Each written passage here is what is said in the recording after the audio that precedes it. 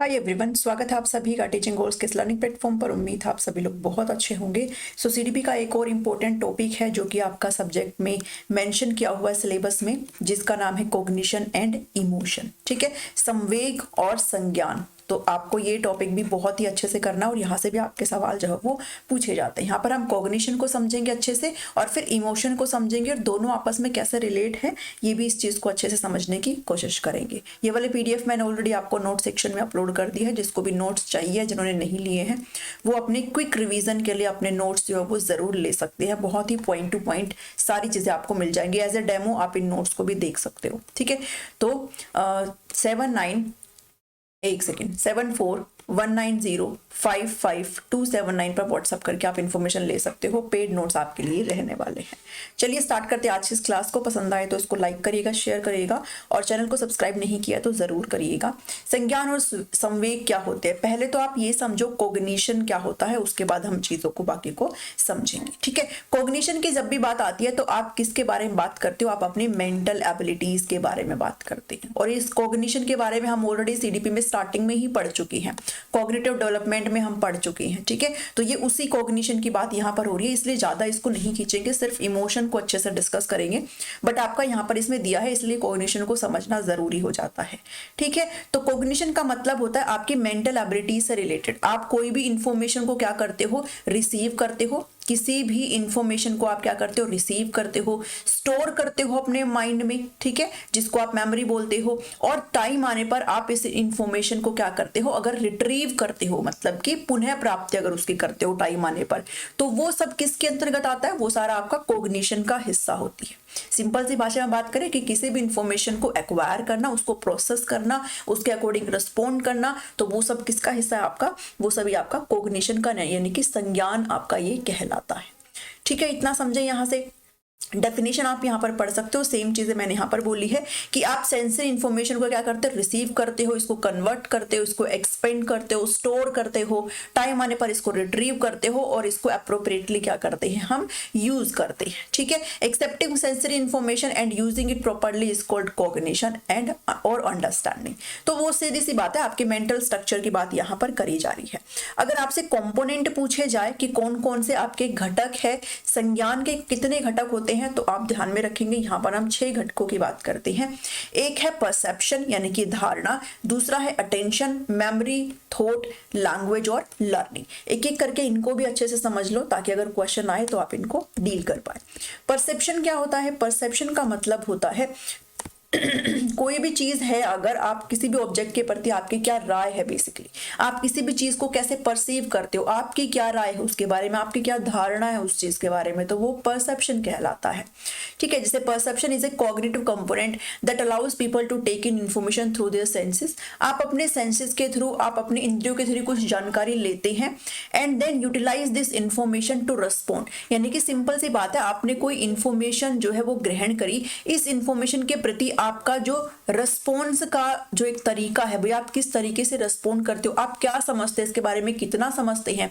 सबकी अपनी अपनी धारणाएं होती है। मेरी धारणाएं कुछ अलग है किसी भी चीज के बारे में, आपकी कुछ अलग है। तो वो क्या है, वो आपका परसेप्शन कहलाता है। ठीक है, अभी वर्ल्ड कप हुआ है, वर्ल्ड कप में हम लोग हार गए। ठीक है, हम लोग हार गए, तो सबके अपने अपने परसेप्शन है। कोई बुराई कर रहा है, कोई भलाई कर रहा है, कोई कुछ कह रहा है, तो सबके अपने अपने क्या है भाई, परसेप्शन होते हैं। किसी भी चीज के बारे में आपकी क्या जानकारी है, आपकी क्या धारणाएं हैं, वो सब इस चीज का हिस्सा होती है। नेक्स्ट जो स्टेप है वो आता है अटेंशन। ठीक है, अटेंशन का मतलब क्या होता है, ये एक आपके संज्ञान का ही घटक होता है that allow people to focus on a specific stimulus and environment. आपके एनवायरनमेंट में कोई भी स्टिमुलस होता है, कोई भी उद्दीपक होता है, हमने बिहेवियरिज्म को पढ़ लिया है, और उसके प्रति हम क्या करते हैं भाई, रिस्पॉन्स करते हैं, हम व्यवहार करते हैं। तो अटेंशन का मतलब होता है कि आप जब तक फोकस्ड नहीं होंगे, अगर आप इस स्टिमुलस के प्रति फोकस्ड है तो फिर आप रिस्पॉन्स भी दिखा पाएंगे। तो अटेंशन, कॉग्निशन में ध्यान सबसे पहले आपका ये आता है कि परसेप्शन तो ठीक है, लेकिन दिमागी में जो चीजें वो तभी हो पाती है जब आप अटेंटिव होते हो। अगर आप फोकस नहीं है तो फिर वो सारी चीजें आपकी कहीं ना कहीं डगमगा जाती है। ठीक है, तो ये आपका अटेंशन हो गया। नेक्स्ट है मेमोरी। ये बहुत ही वाइटल चीज हो जाती है आपके कॉग्निशन के लिए, बिकॉज अगर कोई भी इंफॉर्मेशन आपने अगर एक्वायर करी है और अगर आप उसको स्टोर ही नहीं करते हो अपनी मेमोरी में, तो फिर बाद में आप उसको रिट्रीव नहीं कर पाएंगे। तो मेमोरी आपका इंपॉर्टेंट कॉग्निटिव कंपोनेंट हो जाता है, जिसमें आप एनकोड करते हो, स्टोर करते हो, रिट्रीव करते हो इन्फॉर्मेशन को। ये क्रिटिकल कंपोनेंट है, यानी कि बहुत ही महत्वपूर्ण है लर्निंग के प्रोसेस में। Allow people to retain knowledge about the world and personal histories, यानी कि ये जो है, जो मेमोरी है, जो याद है, मतलब एक तरीके से स्मृति आप जिसको बोलते हो हिंदी में, ये जो स्मृति है वो इंपॉर्टेंट घटक हो जाता है आपके लर्निंग के लिए। ठीक है, ये कुछ नहीं है, बाकी सारी चीजें आपको अच्छे से पता है, बस एक बारी समझते देखते चलो ताकि बस आपके क्वेश्चन हो जाए। वैसे भी हो जाते हैं क्वेश्चन। थॉट का मतलब क्या है? थॉट का मतलब आता है यहाँ पर आपकी लैंग्वेज की बात करी जा रही है, आपकी भाषा, आपके विचार क्या है। अगर आपके विचार हैं तो फिर आप डिसीजन मेकिंग कर पाते हो, आपके विचार है तो आप प्रॉब्लम सॉल्विंग कर पाते हो, आपके विचार है तो फिर आप तर्क दे पाते हो किसी भी चीज का, तो वो थॉट कहलाया जाएगा। लैंग्वेज का मतलब क्या है? भाषा। अगर आपके पास भाषा है, अगर आपकी लैंग्वेज एबिलिटी आपके पास है, तो आप इफेक्टिव क्या कर सकते हो? कम्युनिकेट करते हो, अपने आइडियाज दूसरों के सामने प्रेजेंट कर सकते हो। तो ये किसका हिस्सा है भाई? अगर लैंग्वेज ही नहीं है तो फिर आप इस चीज को नहीं कर पाएंगे अच्छे से, तो ये भी आपके कॉग्निशन का एक इंपॉर्टेंट घटक हो जाता है। ठीक है, नेक्स्ट जो आपका इंपॉर्टेंट कंपोनेंट है वो है आपका लर्निंग, यानी कि अधिगम। अब इतनी सारी चीजें आपने पढ़ी है और ये चीजें आपकी अधिगम, यानी कि हम कर ही किस चीज के लिए रही भाई? अपने अधिगम के लिए, सीखने के लिए कर रहे हैं। और लर्निंग तभी हो पाती है जब आप कोई भी न्यू नॉलेज को, न्यू इंफॉर्मेशन को जब आप अक्वायर करते हो और उसको कनेक्ट करते हुए चलते हो अपनी प्रायर नॉलेज के साथ। ये हम सीडीबी में बार बार पढ़ते हैं, है ना। हमारी लर्निंग तभी हो पाती है जब हम अपनी प्रीवियस नॉलेज को, जो पहले का ज्ञान हमारे पास है, उसको जब हम नई नॉलेज के साथ, नए ज्ञान के साथ जब हम कनेक्ट करते हुए चलते हैं, तो हमारी क्या हो जाती है? हमारा सीखना या फिर हमारी लर्निंग हो जाती है। तो ये कंपोनेंट थे जो कि आपको पढ़ने हैं। अब ज्यादा इस चीज के बारे में डिस्कस नहीं करेंगे, बिकॉज हम कॉग्निशन जो है ऑलरेडी पहले से पढ़ के आए हैं। और कॉग्निशन के अंदर हम लोगों ने क्या पढ़ा था? हमने पियाजे की थ्योरी भी पढ़ी थी, है ना। हमने जो सोशो कल्चर सिद्धांत है, सामाजिक सांस्कृतिक सिद्धांत है वाइगोत्स्की का, हमने वो भी पढ़ा था। ठीक है, हमने ब्रूनर की थ्योरी भी पढ़ी थी। तो ये सभी चीज उसका हिस्सा है जो कि हमने कर लिया है, तो इस चीज को ज्यादा नहीं खींचेंगे। अब एक इंपॉर्टेंट जो पॉइंट आता है वो आता है मेटा कॉग्निशन। कई बार आपसे ये भी पूछ लिया जाता है। ठीक है, तो अगर मेटा कॉग्निशन की बात, तो कॉग्निशन तो था कि आप किसी भी इंफॉर्मेशन को क्या करते हो? रिसीव करते हो, उसको स्टोर करते हो, टाइम आने पर आप रेस्पॉन्ड करते हो। मेटा कॉग्निशन आपका ऐसे मिलाकर के बना है, मेटा प्लस कॉग्निशन। कॉग्निशन मतलब आपका मेंटल एबिलिटीज, ठीक है, आपकी मेंटल एबिलिटीज, आपकी नॉलेज। और मेटा का मतलब होता है बियॉन्ड, यानी कि इससे परे। ठीक है, यानी कि जब आप अपने खुद के कॉग्निशन से परे जब आप थिंक करते हो, तो वो आपका मेटा कॉग्निशन हो जाता है। यानी कि आपकी खुद की थिंकिंग को जब आप रिफ्लेक्ट कर पाते हो, तो वो मेटा कॉग्निशन का हिस्सा हो जाता है। ठीक है, जैसे यहाँ पर आप पढ़ेंगे, मेटाकॉग्निशन जो है वो एक अवेयरनेस है वंस थॉट प्रोसेस। आपके खुद के जो थॉट प्रोसेस है, जो आपकी विचार प्रक्रिया है, उसके बारे में भी अगर आप अवेयर हो, यानी कि आपको ये पता हो, अगर आप कोई भी चीज कर रहे हो तो आपको पहले से पता हो कि अगर मैं ये स्टेप लूंगा तो इससे ये हो सकता है, वो हो सकता है। आप थिंक कर रहे हो, अपने खुद के प्रोसेस को आप थिंक कर रहे हो, तो वो क्या है? वो मोटा नहीं, मेटाकॉग्निशन आ जाता है। ठीक है, metacognition is the process of thinking about one's own thinking. आप अपने खुद की थिंकिंग को रिफ्लेक्ट करते हो उस पे। ये it's self knowledge, the knowledge of your own mind and it's process. आप अपने खुद के मस्तिष्क के बारे में जानते हो, सारी चीजें इसके प्रक्रिया के बारे में जानते हो, तो वो क्या है? वो मेटाकॉग्निशन में आ जाता है। ठीक है, मतलब कि कॉग्निशन से परे। ठीक है, जब आप जो चीजें आपके दिमाग में चल रही है उससे परे अगर आप सोच पाते हो, आप रिफ्लेक्शन कर पाते हो, तो वो उसका हिस्सा हो जाती है। तो ये किससे ड्राइव हो रहा है? मेटा से। और मेटा का मतलब होता है बियॉन्ड या फिर टॉप ऑफ। ठीक है, परे या फिर शीर्ष पर, जो कि मैंने आपको ऊपर समझा दिया। अगर पूछा जाए कि ये शब्द किसने दिया है, तो ये शब्द जॉन एच फ्लेबल ने दिया है। ये भी आप ध्यान में रख सकते हो अगर आपकी इच्छा हो तो। चलिए, अब जो बात करते हैं ना इमोशन के अंदर, जो हम बात करते हैं वो बात इमोशन पे आ गए हम बेसिकली। ठीक है, संवेग के ऊपर आ गए हैं, और संवेग आपका इंपॉर्टेंट है, यहाँ से एक क्वेश्चन आंसर में जरूर आता है। इमोशन के बारे में अगर बात करें तो हम यहाँ पर एक नाम पढ़ते हैं मैकडूगल का। ठीक है, मैकडूगल का। सबसे पहले मैकडूगल ने बात करी थी इमोशन के बारे में। इमोशन कुछ नहीं है, मतलब आपके जो आपका हंसना है, ठीक है, रोना है, उदास होना है, गुस्सा होना है किसी को, बहुत ज़्यादा एक्साइटेड अगर आप हो रहे हो, तो ये सब क्या है, ये सब आपके क्या है, इमोशन है, आपके संवेग है। ठीक है, आपको हंसी आ रही है तो आप हंसते हो, वो आपका इमोशन है। तो ये ही सब सारी चीजें हैं। तो ये जो वर्ड है ये ओरिजिनेट हुआ है लैटिन शब्द इमोवेरे से, जिसका मतलब होता है टू बी एक्साइटेड। क्या हो जाता है, टू बी एक्साइटेड यानी कि उत्तेजित होना। ठीक है, तो आप ये याद कर सकते हो। यानी कि इसका मतलब क्या हो जाता है, इमोशन की अगर बात करें तो ये एक्साइटेड स्टेट है किसी भी पर्सन की, किसी भी इंसान की उत्तेजित दशा है। अगर कोई भी इंसान को बहुत ज्यादा एक्साइटेड है, मान लो अगर किसी के आप पे से अगर किसी का एस्टेट अगर क्लियर हो जाता है तो आप एकदम से एक्साइटेड हो जाते हो ना कि अरे मैंने तो एस्टेट क्लियर कर दिया। किसी का फर्स्ट टाइम में होता है तो आप और भी ज़्यादा एक्साइटेड हो जाते हो कि मैंने तो फर्स्ट टाइम में कर दिया। आपके अगर नौकरी लग गई है तो आप और भी ज़्यादा एक्साइटेड हो जाते हो। मान लो अगर किसी की नहीं लग पाती है बाई चांस, तो फिर वो उतना ही उदास हो जाता है। तो ये क्या है, ये उसके इमोशन है। ठीक है, जो वो प्रकट कर रहा है। तो ये एक्साइटेड स्टेज है। किसी को गुस्सा आ रहा है तो उसको बहुत ज़्यादा गुस्सा आ रहा है तो बिल्कुल ऐसे मतलब मारो उतारो पे आ जाता है, तो वो क्या है, उसकी एक्साइटेड स्टेट है। ठीक है, तो इस प्रकार शरीर को उत्तेजित करने वाली एक प्रक्रिया है, क्या कहलाती है, संवेग कहलाती है। यहां से इतना समझ में आया। मैकडूगल का नाम यहां पर आता है, मैकडूगल इसके बारे में बात करते हैं। और मेन एक्सपीरियंसेस आपकी हैप्पीनेस है, आपका दुखी होना, आपका डर है, आपका गुस्सा है, आपका लव है, जेलसी किसी के प्रति है, घृणा है, तो ये सब किसका हिस्सा है, ये सब आपके इमोशन कहलाते हैं। ठीक है, इतना यहां से समझ में आया। इमोशनल इंटेलिजेंस हमने ऑलरेडी कर लिया है। अब यहाँ पर बात आती है पॉजिटिव और नेगेटिव इमोशंस। दो तरह के इमोशन की हम बात करते हैं। नेगेटिव मतलब नकारात्मक संवेग, और पॉजिटिव मतलब सकारात्मक संवेग। ठीक है, सकारात्मक संवेग। तो नेगेटिव कौन से, तो ये आप देख करके आराम से वैसे ही पढ़ सकते हो। भाई देखो, ये पॉजिटिव वाले जैसे लव हो गया, जॉय, प्राइड है, एम्पैथी है, होप है, हैप्पीनेस है, ये सारे पॉजिटिव के अंदर आते हैं।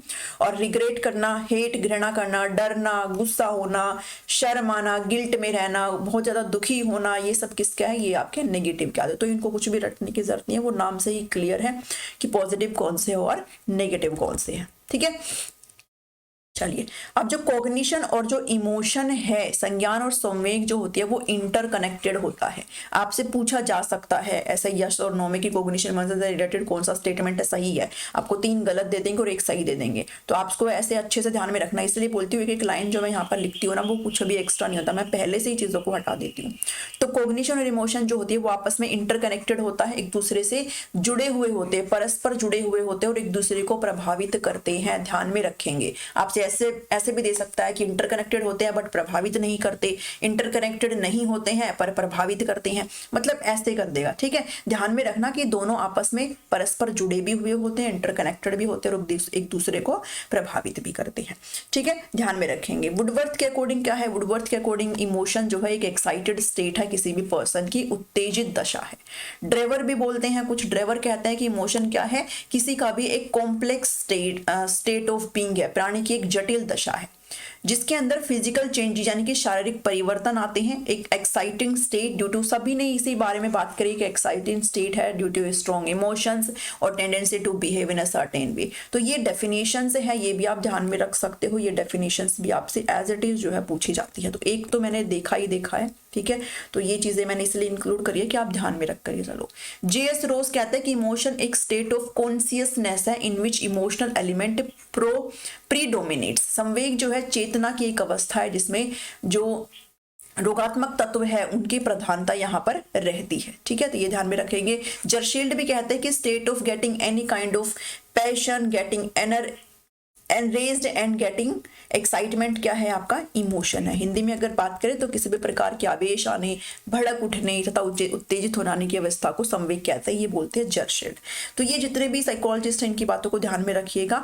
अब बात आती है मेन चीज की जिसके लिए हम यहाँ पर आए हैं। मेन तो वो भी था, बट यहाँ से आपका एक क्वेश्चन पूछा जाता है। जब मैकडूगल ने यहाँ पर 14 बेसिक टेंडेंसीज की बात करी है, ठीक है, मैकडूगल ने बेसिकली कहा है कि हमारे अंदर जो है कुछ इंस्टिंक्ट्स होते हैं, कुछ प्रवृत्तियां होती है, कुछ इंस्टिंक्ट्स होते हैं, कुछ प्रवृत्तियां होती है जो कि आपके इमोशन से जुड़े होते हैं। ठीक है, जो कि आपके इमोशंस जो है वो इन्हीं प्रवृत्तियों से एक तरीके से जुड़े होते हैं। तो इसमें से कितनों की बात करिए, 14 की बात करिए, ध्यान में रखेंगे। ठीक है, रेमंड जो कैटल वाला है ना, 16 पर्सनली फैक्टर, हम कई बार इसमें कंफ्यूज आते हैं। मैकडूगल ने कितनों की बात करी है, 14 की बात करी है। ठीक है, तो आप ध्यान में रखेंगे।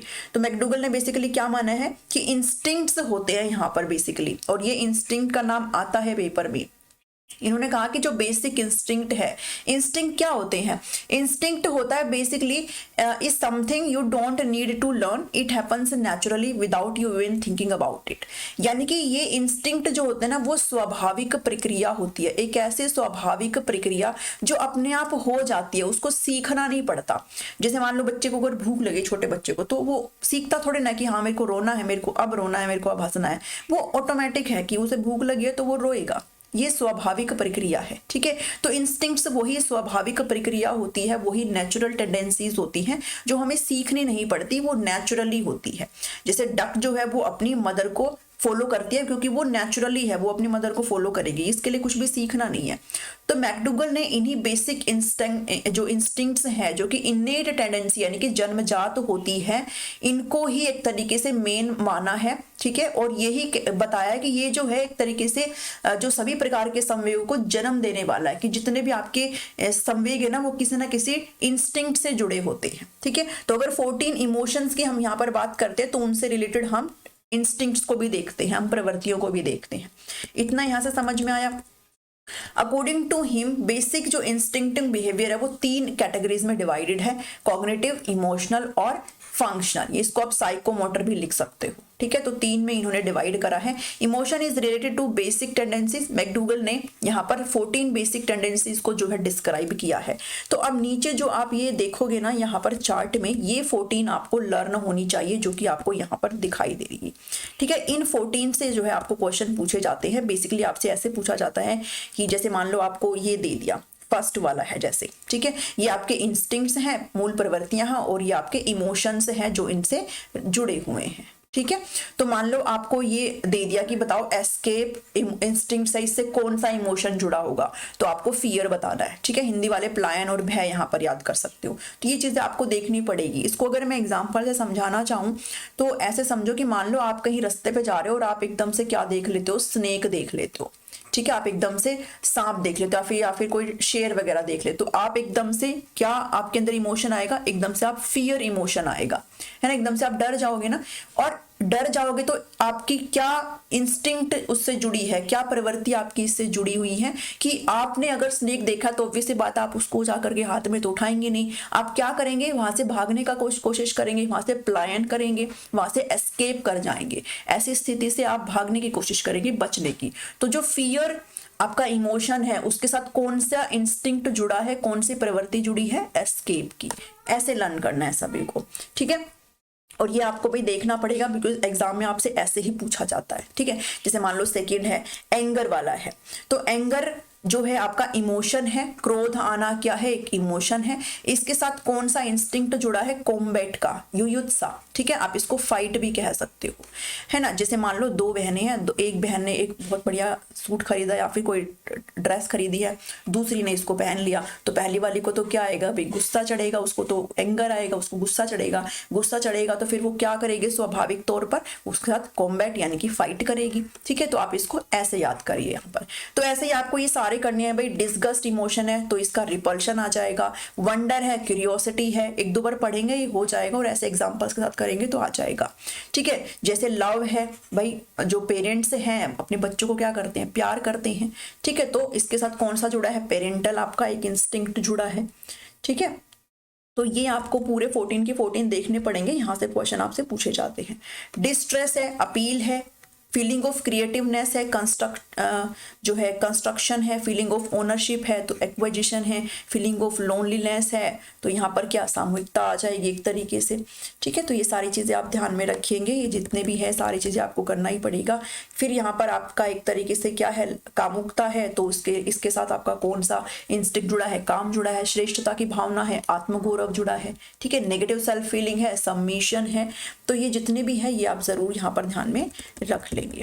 ठीक है, फिर आपका सेकंड लास्ट बचते हैं, भूख है, एपेटाइट है, भूख लगी है तो ऑब्वियस सी बात आप क्या इंस्टिंक्ट जुड़ा है आपका, फूड सीकिंग, आप खाना ढूंढेंगे। अम्यूजमेंट है तो क्या है, लाफ्टर आ जाएगा। तो ये 14 जो बेसिक टेंडेंसीज हैं ये मैकडूगल के द्वारा बताई गई है, ये आपको ध्यान में रख लेनी है। ठीक है। अब जो क्वेश्चन आपसे पूछे जाते हैं वो पूछे जाते हैं कंट्रोल ऑफ इमोशंस। आप अपने इमोशंस को कैसे कंट्रोल करते हो, कैसे रोकते हो, अपने संवेगों को कैसे नियंत्रण करते हो। और जब भी कंट्रोलिंग इमोशंस की बात आती है मतलब कि आप क्या करे हो राइट डायरेक्शन में, है ना। जैसे मान लो आपको पता आपको बहुत ज्यादा गुस्सा आ रहा है तो आप क्या करोगे, आप कैसे उसको कंट्रोल करते हो, उसके अपने अपने तरीके हैं भी, आप उसको कैसे अगर कंट्रोल नहीं करोगे तो वो गुस्सा कहीं ना कहीं निकलेगा, और अगर आपने कंट्रोल कर लिया तो क्या कर लिया आपने, एक सही दिशा एक तरीके से चूज करी। ठीक है, तो following are the some types of emotion control. अब कुछ इसके हैं तरीके। सबसे पहला जो है वो है इंडस्ट्रियसनेस। इंडस्ट्रियसनेस क्या होता है, बेसिकली ये आपके काम से रिलेटेड है। ठीक है, अध्यवसाय जिसको आप बोलते हो। इंडस्ट्रियस का मतलब ये है कि आप जो है इमोशंस आप जो है फील करो या फिर इमोशंस आप रिलीज करो। ऐसे इमोशंस जो सही नहीं है, उससे सही है कि आप अपने आप को ना काम में बिजी रखो। ठीक है, मान लो अगर आप कोई भी काम कर रहे हो और आपको बहुत ज्यादा नेगेटिविटी मिल रही है, उस नेगेटिविटी से या तो आप अफेक्ट हो जाओ और आपके इमोशंस निकले, या तो गुस्से वाले, रोने वाले, जैसे भी आपके इमोशंस निकले, या फिर आप अपने काम में लगे रहो, आपके पास इतना टाइम ही ना हो कि आप अपने इमोशंस को वेस्ट करें। ठीक है, तो वर्किंग पॉजिटिवली बिसाइड्स नेगेटिविटी। ठीक है, तो one way to control emotions in children. अगर बच्चों में इमोशन के कंट्रोल की बात करें तो बच्चों को आप इतना टाइम ही ना दें कि वो अपने इमोशंस को रिलीज करें, आप उनको बिजी रखें। बिजी रखेंगे तो ऑब्वियस सी बात है वो अपने लेस इमोशन को यहाँ पर जनरेट करेंगे। तो ये इंडस्ट्रियसनेस हो गया। ठीक है, नेक्स्ट जो है वो है रिप्रेशन। रिप्रेशन का मतलब होता है जब आप किसी भी ऐसे अनवांटेड चीज को आप रिमूव करते हो, कोई भी अनप्लीजेंट सिचुएशन को, सैड पेनफुल इवेंट को, थॉट्स को, डिजायर्स को, एक ऐसी चीज जो आपके लिए सही नहीं है, उसको आप कॉन्शियसनेस के साथ, मतलब आप जो है जानबूझकर उसको हटाते हो अगर हो, तो वो किसके अंदर आता है, वो रिप्रेशन के अंदर आता है। ठीक है, वो किसके अंदर आता है भाई, रिप्रेशन के अंदर। एक प्रकार की मानसिक रचना जिसके द्वारा व्यक्ति किसी भी अप्रिय, दुखद और कष्टकारी घटनाओं, विचारों, इच्छाओं और प्रेरणाओं इत्यादि को जानबूझकर जो है रिमूव करता है। यानी कि अगर आप उसको रिमूव कर दोगे तो ऑब्वियस सी बात है आप परेशान नहीं होंगे तो आपके इमोशंस यहाँ पर कहीं ना कहीं जनरेट नहीं होंगे। ठीक है, तो वो क्या है, वो रिप्रेशन का हिस्सा हो जाता। तो ये कंट्रोल करने वाले हैं सारी चीजें। ठीक है, फिर आती है डिस्प्लेसमेंट। डिस्प्लेसमेंट का मतलब है this is a composition in which the emotions related to an object. आपने कहीं का इमोशंस जो है वो ट्रांसफर कर दिया कहीं पे और पे, किसी और ऑब्जेक्ट का इमोशंस था वो कहीं और आपने उसको ट्रांसफर कर दिया, डिस्प्लेस कर दिया एक जगह से दूसरे जगह पर, तो वो क्या है, वो आपका डिस्प्लेसमेंट में आता है। ठीक है, नेक्स्ट है expressing emotional power in a manner acceptable to society. यहां पर बात हो रही है कि संवेगात्मक शक्ति को समाज द्वारा स्वीकृत ढंग से व्यक्त करना, यानी कि आप सोशली एक्सेप्टेबल वे में सारा काम करें कि सोशली वो चीजें सही हो लोगों के लिए, सोसाइटी के लिए। In which the driver is trained in such a way that the expresses his emotions in such a way. ठीक है, यानी कि आप सोशली एक्सेप्टेड वे के साथ अगर काम करते हो ना तो वो इसके अंदर आता है। फिर बात आती है किसकी, रिग्रेशन की। रिग्रेशन का मतलब होता है to maintain ego, unity, organisation and to relieve stress. इसको आप सिंपल सी चीज में ऐसे समझो, प्रतिगमन होता है हिंदी में। जब आप क्या करते हो, कंट्रोल करने के लिए इमोशन क्या करते हो, आप एक ऐसा एक्शन परफॉर्म करते हो जो आपसे मतलब अपने से कम उम्र के लोगों का काम करना, वो क्या है, वो आपको एक तरीके से मतलब कंट्रोल करता है, आपको सही बेटर फील कराने के लिए। ठीक है, खुद को बेटर फील कराने के लिए आप क्या करते हो, action performed of younger age. और आपसे एज इट इज ये लाइन जो है वो पूछी जाती है रिग्रेशन के अंदर, एज इट इज आई हुई है। तो मैंने इसलिए इसको यहाँ पर डाला है यहाँ पर कि आप अगर ये समझ नहीं पा रहे तो इससे समझो कि रिग्रेशन मतलब ये होता है जब आप अपने इमोशन को कंट्रोल करते हो और आप फील करते हो बेटर कब, जब आप अपने से यंगर एज का काम करना अगर पसंद करते हो, यानी कि आपको अच्छा लगता है वो करना, तो वो क्या है, वो रिग्रेशन के अंदर आता है। ठीक है, फिर जो लास्ट है वो आता है इमोशनल कैथारसिस। इमोशनल कैथारसिस में क्या होता है, catharsis means giving opportunity to suppressed emotions to emerge from time to time. ऐसे इमोशंस जो आपके कहीं ना कहीं दबे हुए हैं, उन इमोशंस को बार बार जब टाइम टू टाइम आप लाते हो, बाहर लाते हो। ठीक है, दबाए गए संवेगों को समय समय पर उभरने का अवसर देना। ये दो प्रकार के होते हैं, एक होता है फिजिकल कैथारसिस और एक होता है मेंटल कैथारसिस। ये भाई कैथारसिस से क्वेश्चन आया हुआ है, ध्यान में रखेंगे। फिजिकल का मतलब है कि play something to remove negative emotions. आप किसी भी नकारात्मक संवेग को हटाने के लिए आप कुछ भी मतलब प्ले कर रहे हो, कुछ भी खेल रहे हो। ठीक है, यानी कि आप उससे बचने के लिए आप खेलने लग गए, तो वो फिजिकल है, शारीरिक रूप से। ठीक है, मेंटल होता है मतलब मानसिक रूप से। आप क्या कर रहे हो, expression of emotion to feel better. आप जो है खुद को फील बेटर कराने के लिए आप एक्सप्रेस कर रहे हो। अगर आप गुस्सा आ रहा है तो आप गुस्से को एक्सप्रेस कर रहे हो, अगर आपको हंसी आ रही तो आप हंसी को एक्सप्रेस कर रहे हो। तो वो क्या है, वो आपका मेंटल कैथारसिस है। ठीक है, तो ये आपके कंट्रोल इमोशंस थे कि आप कैसे कंट्रोल करते हो। तो आज के इस वीडियो में इतना ही है, जहां पर हमने कॉग्निशन और इमोशन से रिलेटेड बात करी। आपके ये पूरे जितने भी मैंने चीजें यहाँ पर प्रोवाइड करी है सब एग्जाम ओरिएंटेड है, यहाँ से आपका क्वेश्चन पूछा जाता है। उम्मीद करती हूँ कि आपको चीजें अच्छी लगी होगी। मिलती हूँ नेक्स्ट वीडियो में। Thank you, thanks for watching me.